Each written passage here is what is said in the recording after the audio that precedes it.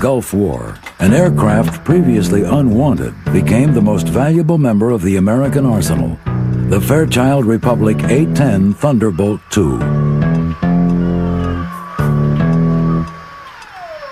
More than the publicity, the weapon system was really vindicated because it was a proof of concept that people that were associated with the airframe knew that it could do the job, but not a lot of other people did, especially some of the senior Air Force leadership. And it was very rewarding to go out and kick butt.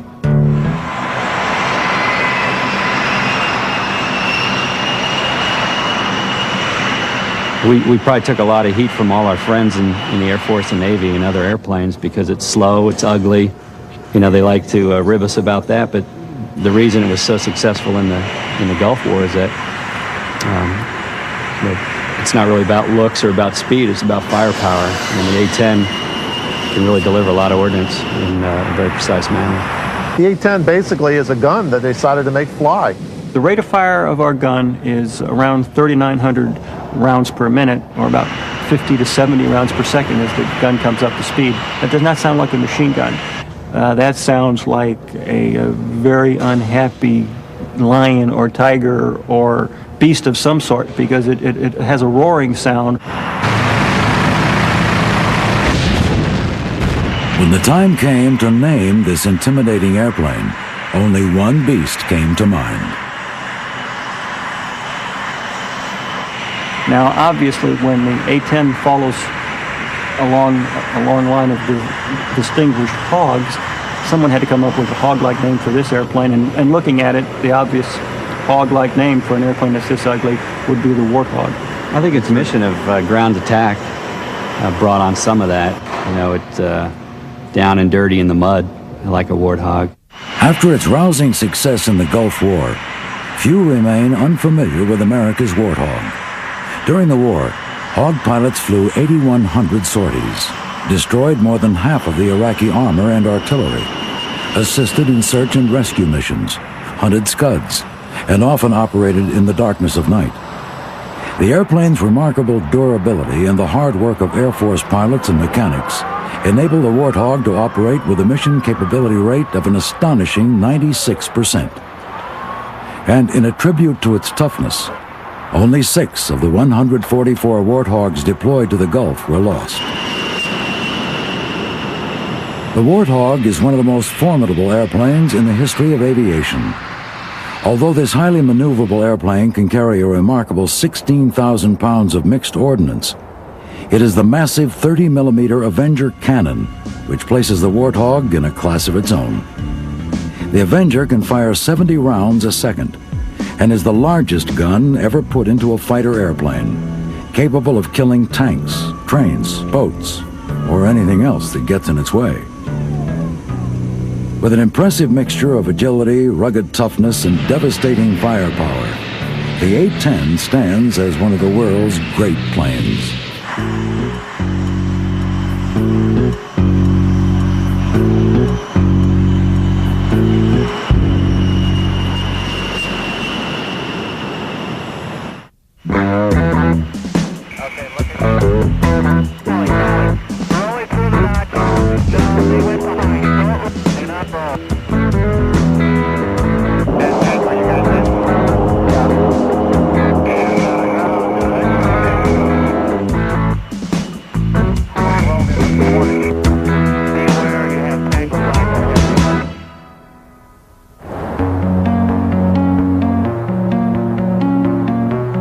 In a sight becoming more common throughout the American military, a complementary mixture of full-time Air Force personnel and Air National Guardsmen combined to keep planes like the Warthog in a constant state of readiness. Bob and I are both crew chiefs in the Maryland Air National Guard. Our unit's responsible for maintaining 17 A-10 aircraft. Bob's a full-time member of the Guard, and I'm a traditional Guardsman. When I'm not at the Guard on my one weekend a month, I'm a Baltimore City police officer. On a typical Saturday, we'll come in about 6:30 in the morning. I'll stay till about 6 o'clock at night. Usually we'll fly 10 airplanes to land again, send up 10 more. In the hangar right now, they have there's 4 airplanes in there. One they're using for load crew training. One, I believe they're doing some sort of flight control maintenance on. and the two in the far rear are both down for phase inspections. This airplane right now is in the phase inspection, which is accomplished every 400 hours, flying hours. It has come in for a major inspection. And during that inspection, they basically open the entire airplane up. And in doing that, they inspect the front compartments, the gun gets inspection, the engines get inspected, the wings, the gears. You have special inspections that have to be done, TCTOs, and basically it gets an overall look at everything. Okay, part of the A-10 and phase inspection process is the armors. They've taken this gun out and inspected the gun bay, and now they are in the process of preparing to put the gun back in. Our primary function is to remain combat ready. In other words, to train to the same level of proficiency as our active duty counterparts, such that if the level of tasking, the level of involvement of our Air Force reached the point where it couldn't be completely handled by our active duty units, then the Guard and Reserve is ready to fill in, and fill in on very short notice. Usually on a drill weekend, or a UTA we call it, we put together a scenario for the day, a mini war for a day, and we have intel. We coordinate with intel and all the different shops, and we go out and basically execute a war plan for one day. With the recent downsizing of the active duty Air Force, units like the 175th Wing of the Maryland Air National Guard have become integral participants in any mission undertaken by the Air Force. About 25% of the 175th Wing are full-time employees of the Maryland Air National Guard. The remaining members, traditional guardsmen, leave their families and employers for training 1 weekend a month, and also to serve 15 days or more of active duty each year. This is, of course, an Air National Guard unit made up of primarily prior service pilots that came out of active duty units and moved on to a civilian occupation. In many cases, that civilian occupation was the airlines. And they fly two aircraft now. They have their civilian jobs with their civilian airlines, and they come in on weekends and some oftentimes during the week to fly this airplane. Explain how that's happened.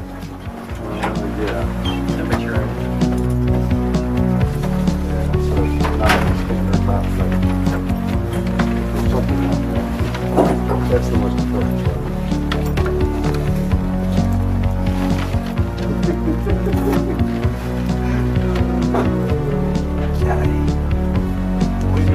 No, see you around. Okay, have a good one. See you around.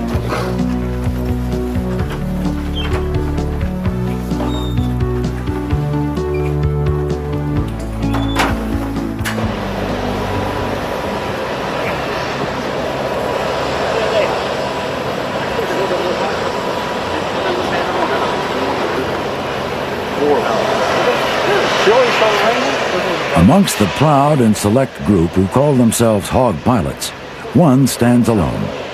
Lieutenant Colonel Ron Henry, who's been flying the airplane since its introduction into the Air Force, is the only hog pilot to have amassed more than 4,000 hours of flight time in the A-10. Nicknamed the Professor for his academic and meticulous approach to his job, Henry's invaluable experience and insight have helped countless younger pilots master their craft.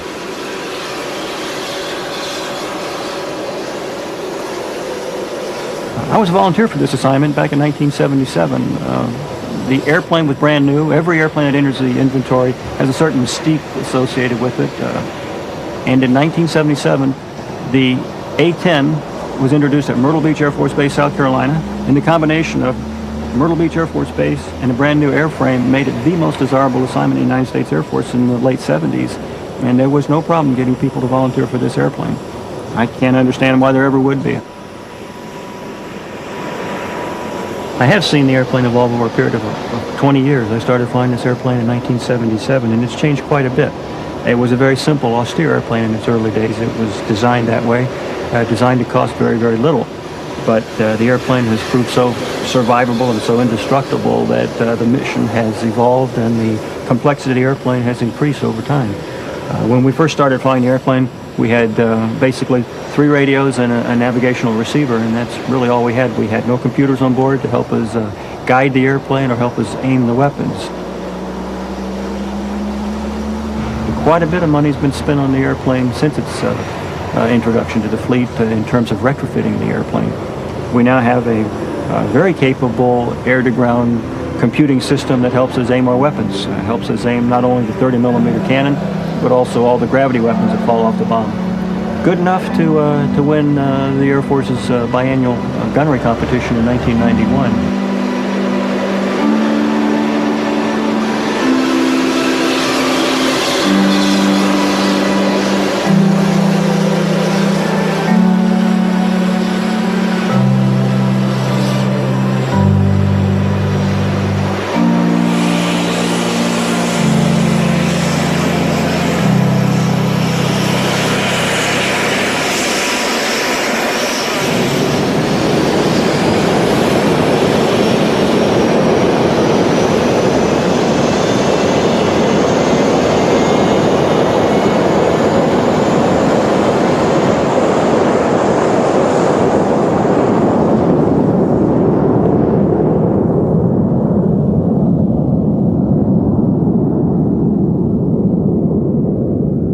What I like most about the Guard is that we can just continue to fly as line pilots until we're 55 years old, an opportunity you usually don't have in the active duty.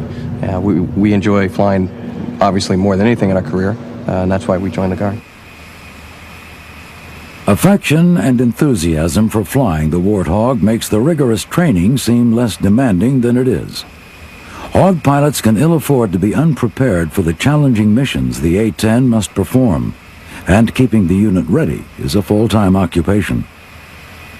We train continuously, not just on weekends. We run a flying operation here 4 to 5 days a week, and with the luxury of an airline schedule, many of our pilots can come in and fly several times a week if they wish, and we can maintain the same level of proficiency. In the past 2 years, many of these Maryland Guardsmen have twice left their families and full-time jobs to assist NATO forces in Bosnia. Despite the serious nature of their service, these Hog pilots feel their affection for the Warthog helps them keep things in perspective. I think we're a little bit more casual and not as threatened about our ego per se, but it's a single-seat airplane, so you get to fly it by yourself. You don't have to talk to anybody else about what you're doing. We always fly in 2 or 4 aircraft, and we train routinely at low altitude, 500 feet, or you can go lower in certain areas. And that, moving around at 300 knots, that's a lot of fun. Flying the Hog has got to be as fun as any fighter to fly. It's single seat. It's a VFR mission, which means you don't have to fly on predetermined routes. You can navigate with much more freedom, and it's just a great deal of fun. I think it's the most enjoyable type of tactical flying I could ever hope to do.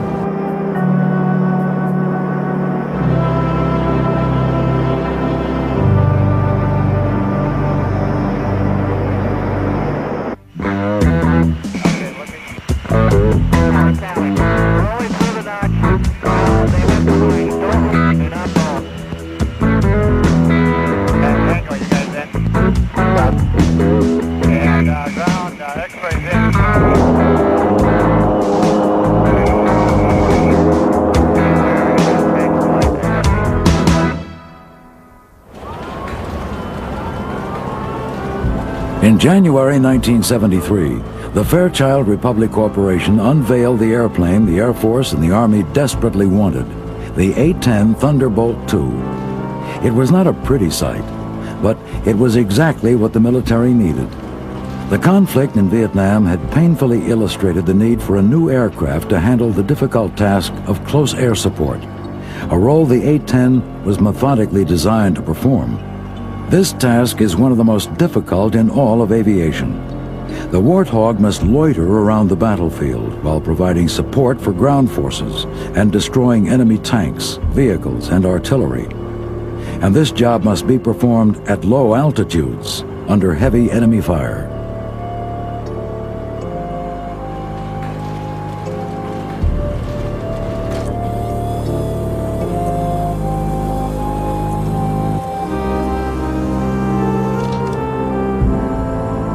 That's why this airplane is so ugly. This airplane is optimized to perform the close air support mission. It's designed to fly slower than most. Slower because it's necessary to keep the good guys and the bad guys in sight if you're going to deliver ordnance in close proximity to those good guys.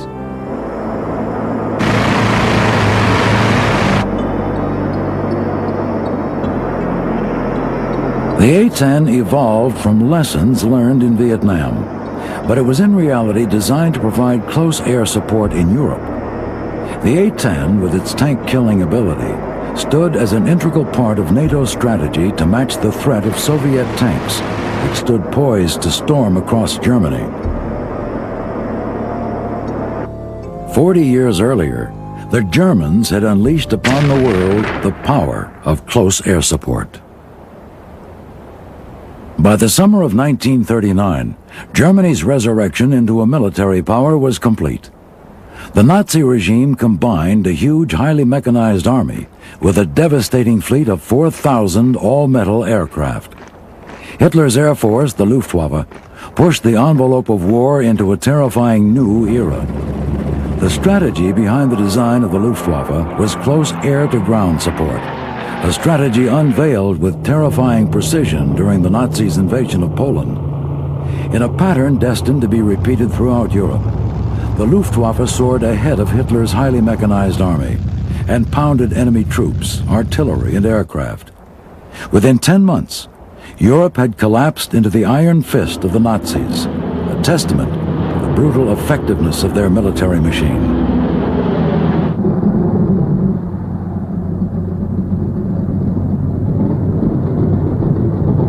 In the wake of the German victories and the emerging threat from Japan, American airplane manufacturers began designing and manufacturing airplanes at an extraordinary rate. Of all the American fighters from World War II, one simply stands alone: Republic's P-47 Thunderbolt. More than 15,600 P-47s were manufactured, more than any other Allied fighter from World War II.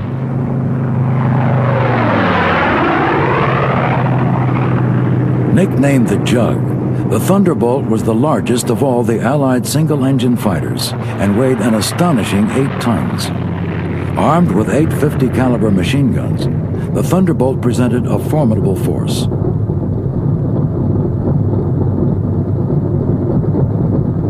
Driven by a 13-foot propeller and a 2,300 horsepower Pratt & Whitney engine, the P-47 was the fastest U.S. fighter and could reach speeds of 428 miles per hour.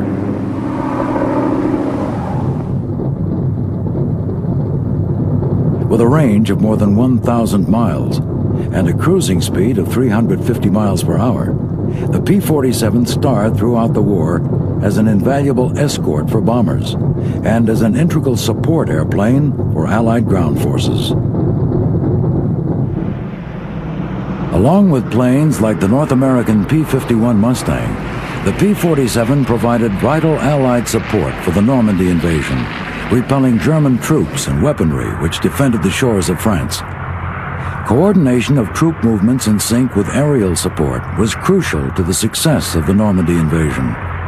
On D-Day alone, more than 14,000 sorties were flown by the Allies in preparation and support of the initial invasion. The Allies learned the lesson of close air support quickly, and the legendary P-47 Thunderbolt helped bring the Allies victory in Europe and in the Pacific. After World War II, and in the wake of the tremendous success of the original Thunderbolt, the Republic Corporation began developing the lineage of jet airplanes which led to the Warthog. Republic's first F-84 Thunderjets were straight-wing jet airplanes which were armed with 6.50 caliber machine guns, had a range of nearly 1,500 miles, and a maximum speed of 620 miles per hour.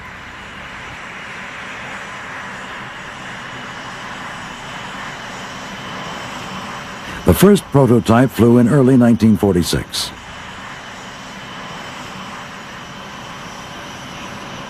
These F-84s were the original Hogs, nicknamed as such because on hot days, the airplane would often struggle to get off the ground and would sometimes tip over, leaving their stout noses rooted in the mud.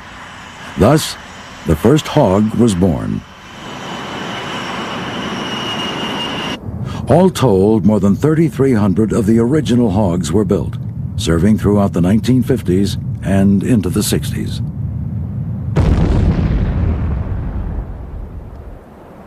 Republic continually upgraded the Hog, and in 1952, they produced a swept-wing version, known as the F-84F Thunderstreak. The legacy of the Hogs continued when pilots christened the Super Hog.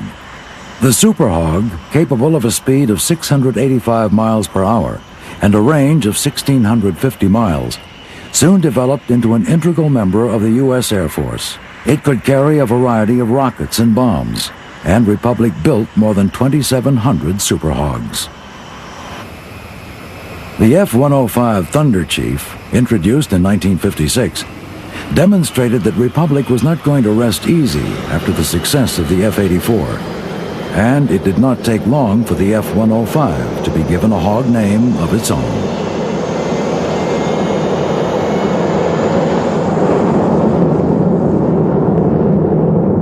As the F-105 was introduced, the previous F-84 pilots who transitioned into the F-105 looked at their very sophisticated Cadillac airplane and thought of it as the Ultra Hog, and the 105 became known as the Ultra Hog.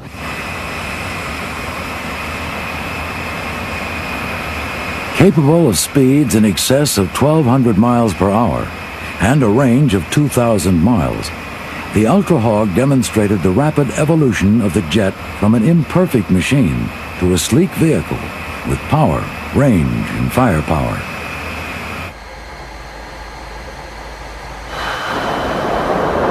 Designed as a high-speed interceptor, this large fighter bomber was armed with a GE M61 Vulcan 20mm gun and could carry Sidewinder missiles.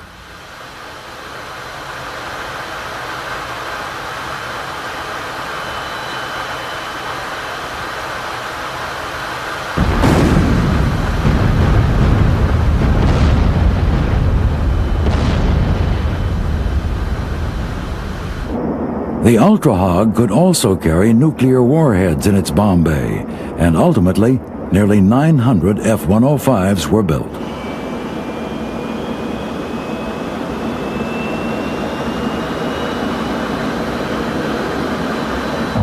The final Hog in Republic's proud lineage evolved from the American experience in Vietnam. The war fought against a desperate and determined people in a climate brutally hostile to man and machine, pushed both to their limits. In the battlefields of the harsh, humid jungle, troop support was a foremost concern for the American military. Helicopters quickly proved their merit in this role, and the Huey paved the way for armed close air support.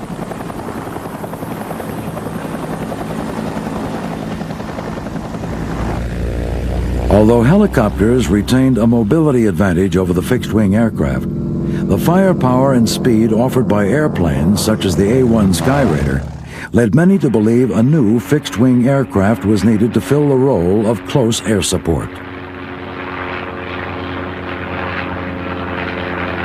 The A-1E Skyraider really illustrated a need for a aircraft that was maneuverable, close to the ground, close to the bad guys, where you could look out the window and see what you were attacking to differentiate between the friendlies and the bad guys in a very reliable manner.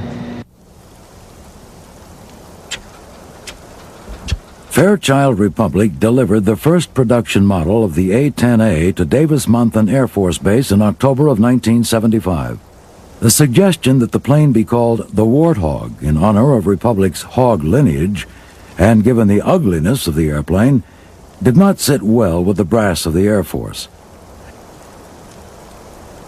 The plane was officially named the A-10 Thunderbolt II in honor of the legendary performance of the original Thunderbolt in World War II. But to its pilots, and ultimately to anyone familiar with it, this airplane has only one name. But it's a very affectionate name. No Warthog pilot is ashamed to call his airplane a Warthog.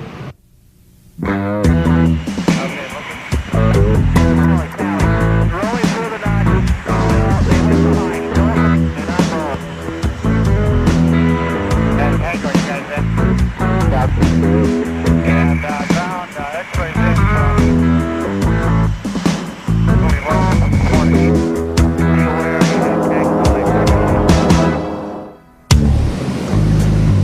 The A-10 basically is a gun that they decided to make fly. It's a 30 millimeter, 7-barreled Gatling gun, shoots at 4,200 rounds per minute, and they bolted wings, a fuel tank, a pilot, and some engines on it, and it goes out shooting at tanks and any other targets of opportunity.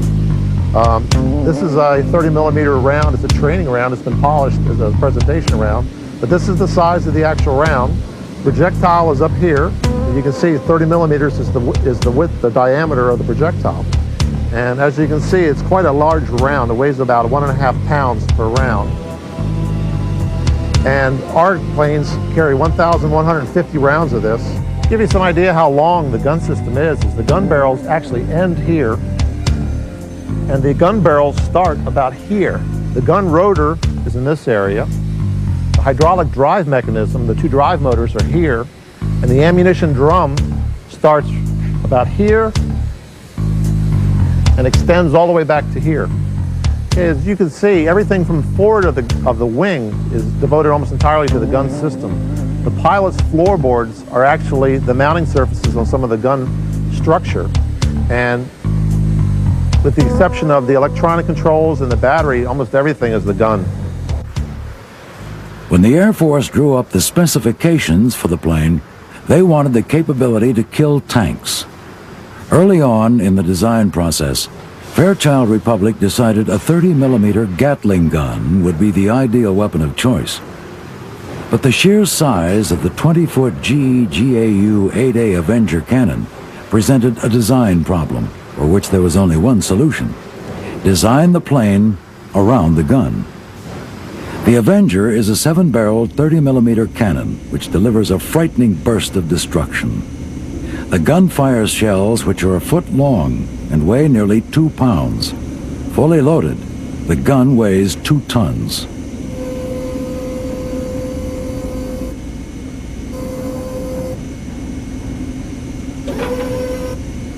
Well, the gun's a 30 millimeter. It's the largest gun, in an airplane. Well, a fighter type airplane. There's some transports that carry bigger guns, but it's very precise. Such precision allows Hawk pilots to hit targets up to 2 miles away, and with a muzzle velocity of 3,450 feet per second, the gun can fire an average of nearly 70 rounds per second. One shot can destroy a tank.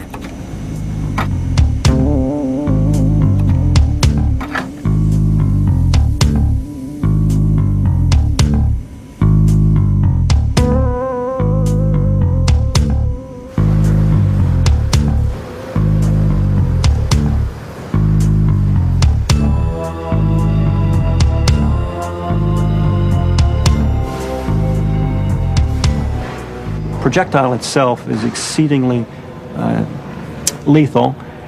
In its anti-armor form, the armor-piercing incendiary, a very small slug of depleted uranium is actually what's delivered on target.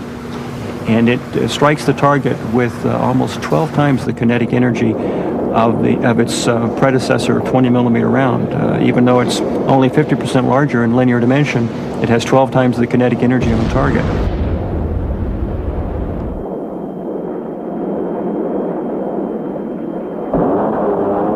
The tremendous recoil force of the gun led to its positioning slightly offset to port, so that the firing barrel is exactly on the center line. This avoids the problem of asymmetric recoil forces. It produces as much recoil as the engines produce in forward thrust. Theoretically, if you had the ammunition and could hold the trigger down long enough, the airplane would come to a complete stop because the gun would win the tug-of-war. The 19,000 pounds of recoil forces dictate that the Avenger is usually fired only in short bursts of about 2 seconds, an exercise which also avoids ammunition wastage and barrel overheating. Despite its incredible power, the gun is by no means the only threat the Warthog poses to enemy forces. The A-10 is an attack airplane, and that's a euphemism for bomber. It does primarily drag bombs around the sky, although we tend to employ the gun whenever possible because the gun does give us the option of standing off from the target, sending ordnance a mile and a half downrange, and then actually departing the target area without having to overfly the target. However, the airplane can carry up to 16,000 pounds of releasable external stores. And that, I think you'll find if you check your history books, is about 4 times what a World War II B-17 could carry. The A-10 carries its massive load of 16,000 pounds of mixed ordnance on 8 underwing and 3 under-fuselage pylon stations. These 11 hardpoints allow the A-10 to be armed according to the task at hand. This right here is a ECM 184 pod. It's an electronic jamming device. This is a Mark 82. This right here is a cluster bomb. The variety of armaments available to the Warthog is extensive, including AGM-114 Hellfire anti-tank missiles, Sidewinder missiles, and a selection of both smart and dumb bombs.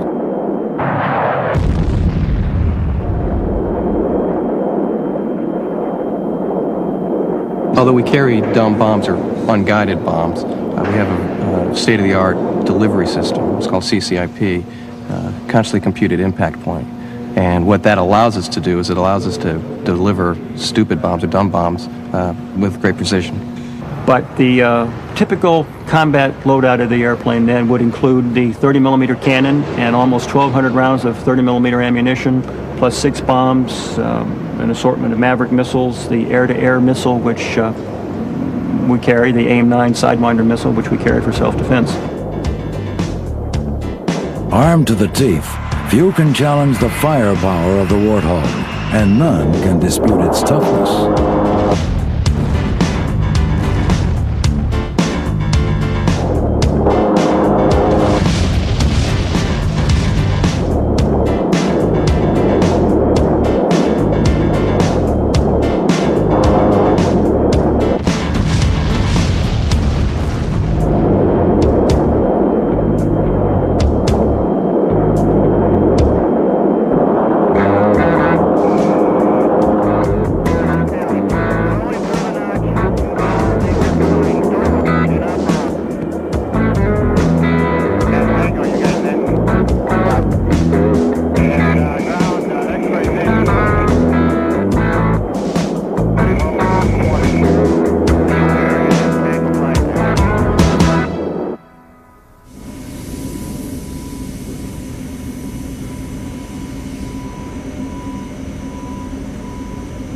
The airplane, has often been said, and more often as a form of criticism rather than praise, that this is the only airplane that the Air Force ever bought that was designed to take hits, not avoid hits. And it's quite true. The airplane was designed to take hits and absorb damage and survive. Every aspect of the Warthog can be traced to the simple concept that the airplane had to survive its grueling mission. And the A-10 was designed with several thousand pounds of titanium steel surrounding critical flight components, one of which, of course, is the pilot. And this was an intentional design decision on the part of the designers, wherein they were willing to sacrifice fuel or ordnance load in favor of survivability. Reinforced with nearly 3,000 pounds of titanium armor plating, the Warthog can survive direct hits from armor-piercing and high-explosive projectiles up to 23 millimeters. 1,200 pounds of the titanium surrounds the cockpit, enveloping the pilot in what is commonly referred to as a titanium bathtub. This bathtub of 1.5-inch armor gives Hog pilots added security as they undertake their dangerous missions.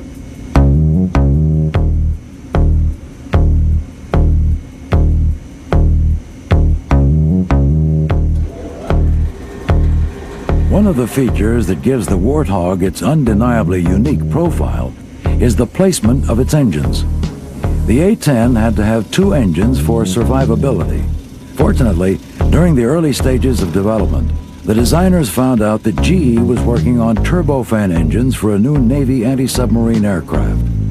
Turbofans had made inroads into civilian aircraft, but had not been much use in the military sphere.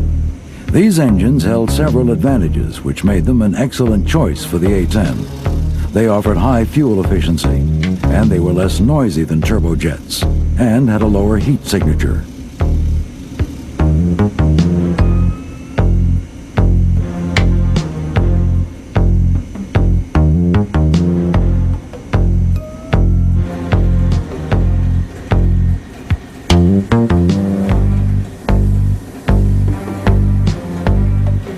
Once the designers chose the type of engine, another issue arose: where to put them. The area under the wing was reserved for the heavy ordnance load. Eventually, the area near the back of the fuselage proved the best location, and placing the engines there also offered a number of advantages.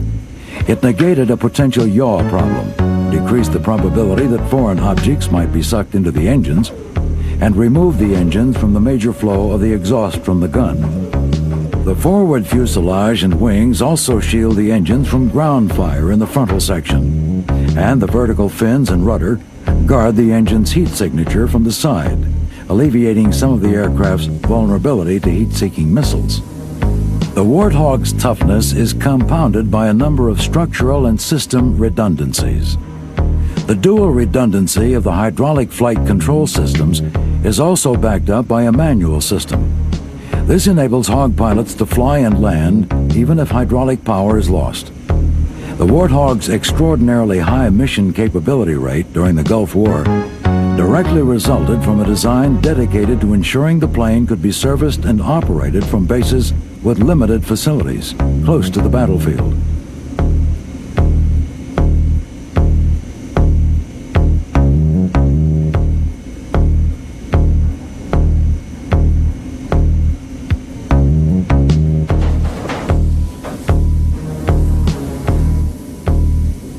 Many of the A-10's parts, including the engines, main landing gear, tails, and vertical stabilizers, are interchangeable left to right.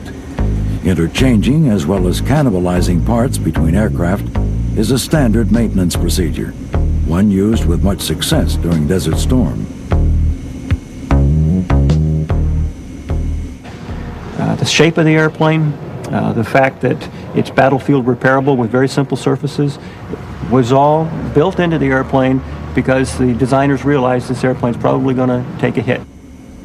The mission of the Warthog is such that hits are inevitable, and there have been and will be instances when the pilot must abandon his hog to save himself. I'm the life support superintendent here at the Maryland International Guard, and part of my job is to ensure that pilots can remain safe while flying, but also in case of an emergency they have to eject, that we supply them with survival gear to ensure their survivability on the ground. And part of that gear that we would pack in their kits is provided here on the board behind me on display. And a couple of those items, first, outside of a large kit, we have two small kits that are contained inside. And inside these small kits would be the items that we have shown on the wall. And let me point a couple of those out. Obviously, we have the mittens and socks, both of wool, used for wintertime warmth, obviously not a problem now. We've got your knife, which is one of your basic utensils in survival. And we have a container to hold water. Water is one of your primary needs in a survival situation. And we do supply many packets of the flexible drinking water there with them. We do have food, but that is not as important as water. We also have, probably getting into the most regarding rescue, would be the flares, which we have the handheld launching flares. We have other flares here to direct rescue aircraft in to pick up that pilot. And as soon as that pilot would eject and hit the ground, his survival radio. Very important to talk to other aircraft in the air to let them know what his situation is, and also to talk to rescue to direct them to his location. Part of the A-10's mission is to fly low to the ground to give close air support to the troops there. So naturally this is going to put them in harm's way and leave them open to gunfire, missiles, and so forth. So the A-10 pilot probably finds himself in more jeopardy than the fast flyers flying at much higher altitudes. It's important that these items be there. Now, it's something that a part of our training, or a lot of our time is spent in training the pilot for something he may never need. However, should he need it, He needs to know that it is there and it will work, and fortunately could save his life.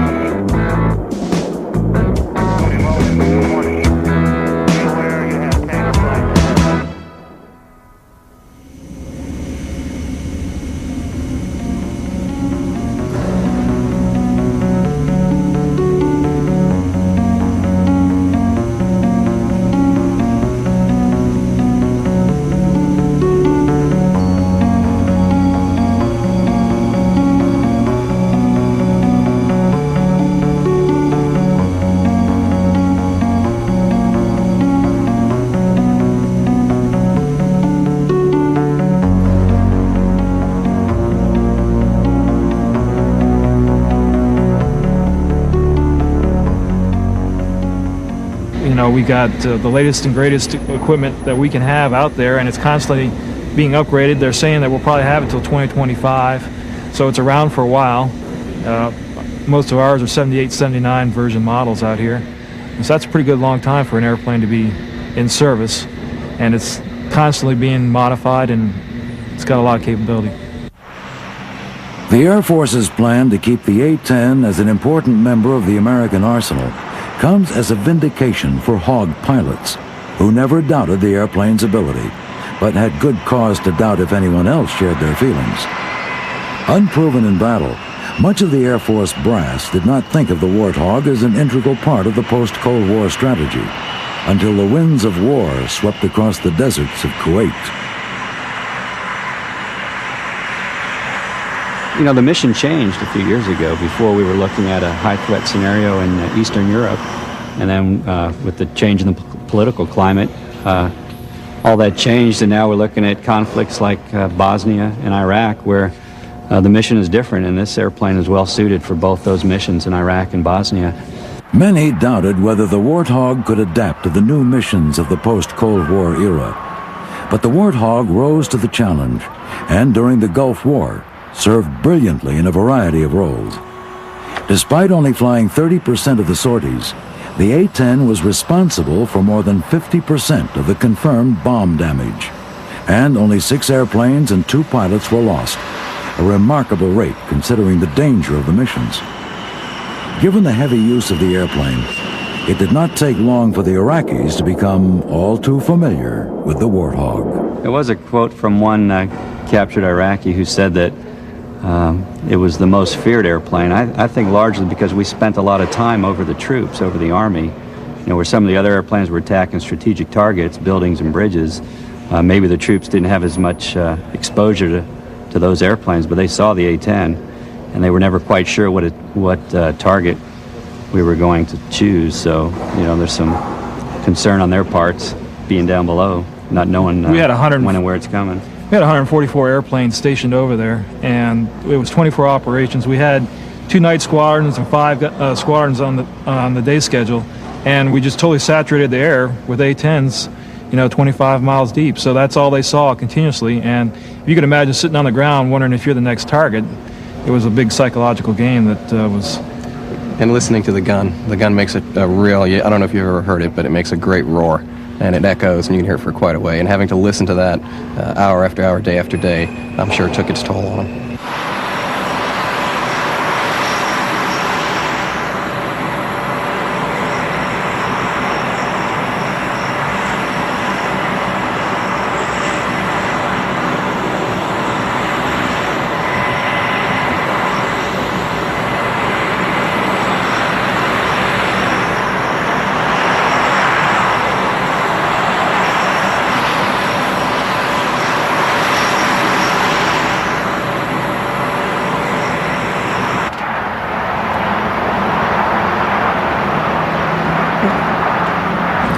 Since the Gulf, the major change to the A-10 has been night vision goggles. They've redone all of our instrument panels and consoles to make it night vision compatible. So now pretty much we do everything we did in the Gulf at day at night now, which is pretty much double the capabilities of the airplane.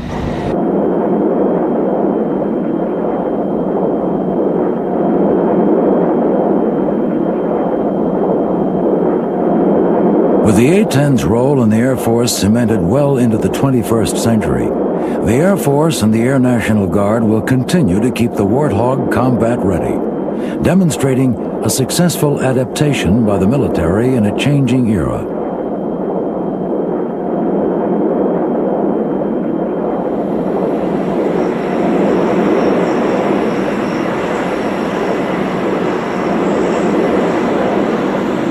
Units such as the 175th Fighter Group must remain ready to take the Warthog wherever it may be needed, and must be ready to serve side by side with the active duty units. So far, they've done so without exception. We have, in recent months, undertaken the same tasking that our active duty squadrons have undertaken. We have been to the European theater to support the operation in Bosnia, over Bosnia. We had Guard units deployed to the Persian Gulf and performed admirably. I mean, there was little to no difference between, I must brag to some extent, there was no difference between their performance and the performance of the active duty units there.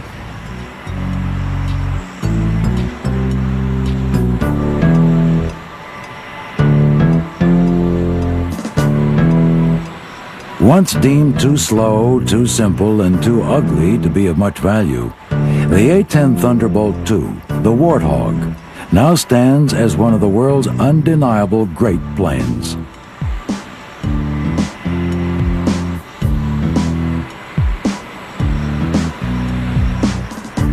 Its outstanding maneuverability, deadly firepower, and legendary toughness are testaments to a successful design concept.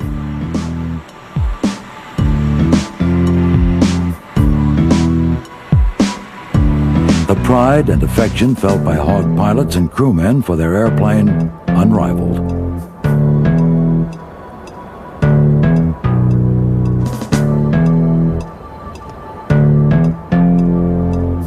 For these soldiers, it was merely a matter of time before the world recognized the greatness of the extraordinary airplane with the unforgettable name, the Warthog.